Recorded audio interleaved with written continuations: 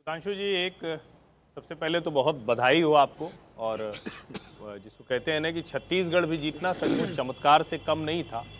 तो एक तो सवाल मेरा ये है कि छत्तीसगढ़ में आपके पक्ष में क्या काम कर गया, क्योंकि भारतीय जनता पार्टी के नेताओं को भी इतना भरोसा नहीं था। लोग कहते थे कि हम जीतेंगे, हम लड़ेंगे, लेकिन एक स्थिति नहीं दिख रही थी। और दूसरा सवाल जो ज्यादा महत्वपूर्ण है, और वो सवाल क्या है कि अभी भले कहा जा रहा हो कि जातिवार जनगणना, जाति जनगणना, उसको खारिज कर दिया, लेकिन अब जब ये चुनाव इस तरह से विपक्ष आ रहा है तो 2024 के लिए वो फिर से कोशिश करेगा जाति विभाजन की। वही सबसे बड़ी लड़ाई है उसकी। आप कैसे लड़ पाएंगे, या आपके लिए रणनीति क्या है? क्योंकि जातीय विभाजन या जातीय जनगणना दोनों को विपक्ष एक तरह से देखता है कि किसी तरह से तो कुछ कटे वो। छत्तीसगढ़ और ये जातीय जनगणना, सुधांशु जी। देखिए, छत्तीसगढ़ में यह सच है कि कुछ महीने पहले माना जा रहा था कि भारतीय जनता पार्टी न सिर्फ इलेक्शन हारी हुई है बल्कि कांग्रेस बहुत बड़ी जीत की तरफ बढ़ रही है।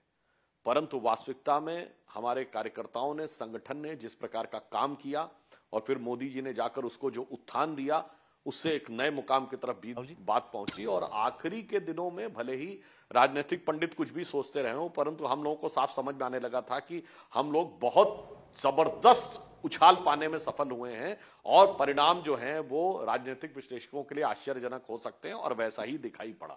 और मैं मानता हूं कि अगर ये माना जाए तो ग्रामीण क्षेत्रों में, जैसे एक लाइटर नोट कहूं कि ग्रामीण क्षेत्रों में जो गोबर का घोटाला हुआ उसने कांग्रेस का गुड़ गोबर कर दिया, और शहरी क्षेत्र में जो महादेव ऐप में बैटिंग में सेटिंग की बात आई उसने कांग्रेस को नॉकआउट कर दिया।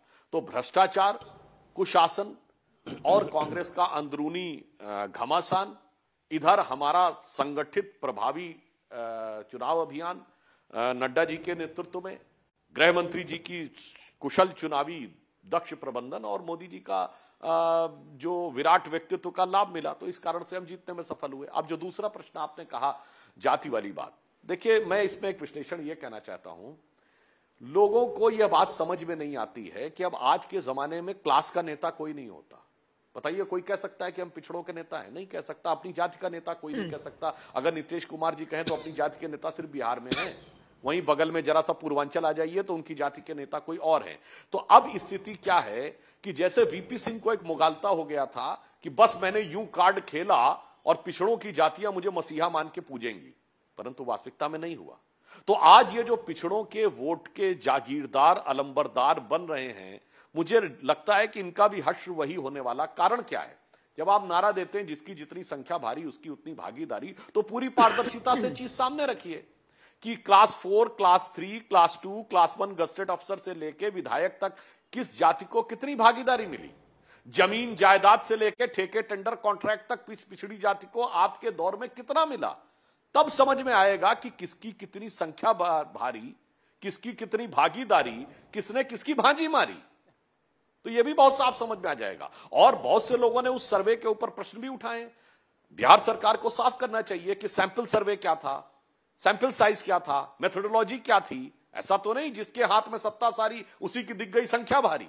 तो मुझे लगता भी बहुत सारी चीजें सामने आनी शुरू होंगी। तो जो पिछड़ों में छोटी जातियां हैं, संख्या की दृष्टि से छोटी जातियां, उनमें भी राजनीतिक चेतना आ रही है। और जब वो भी अपना हिस्सा मांगने की बात करना शुरू होंगे तो मुझे लगता है कि जैसा हश्र वीपी सिंह का हुआ था, वो ख्वाब देख के कि बस मैंने ये कार्ड खेला और हो जाएगा, वैसा ही कुछ कुछ हश्र उन नेताओं का होगा जो पिछड़ी राजनीति के नाम पे भारत के सबसे चंद अमीर राजनीतिक परिवारों में से एक हो गए हैं। तो मैं ये मानता हूं कि ये चीज हमारे लिए चुनौती नहीं है, क्योंकि हम तो सबका साथ सबका विकास में विश्वास करते हैं, हम गरीब की जाति को सबसे आगे रखते हैं। परंतु जो लोग ये जातिवाद की बात करते हैं, एक फैक्ट आपको बता दूं, बिहार के सर्वेक्षण में आया कि 190 जातियां ऐसी जो 1% से कम है। मगर मान्यवर सोचिए, ये 1% नहीं है। अगर 1% वो हो तो 190% तो यही हो गया। इसका मतलब वो 0.1% के आसपास है। अब 0.1% वाले को आप कहां पे स्थान देंगे? उसको वही स्थान देगा जो सबका साथ सबका विकास की बात करता है, वो संख्या और हिस्सेदारी की बात नहीं करता है। तो मानी हुई बात है, अगर वो 0.1% है तो ऐसे 19-20% लोग होंगे। इसलिए मैं कह रहा हूं, राजनीतिक विश्लेषण देखिए तो आपको बहुत साफ दिखाई पड़ेगा कि भारत के विकास का, सामाजिक न्याय का एक नया स्वरूप उभर रहा है, और सामाजिक न्याय का दिखावा करके अपने परिवार की झोली भरने वालों का स्वरूप क्रमशः एक्सपोज होता जा रहा है।